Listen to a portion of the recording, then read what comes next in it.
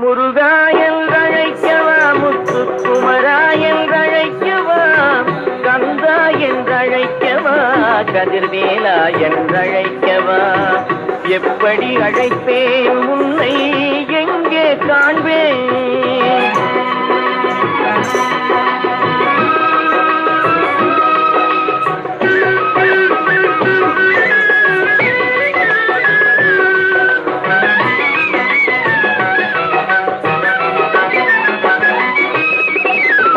ஆறுபடை வீடெங்கும் தேடி வந்தேனப்பா, அங்கெங்கும்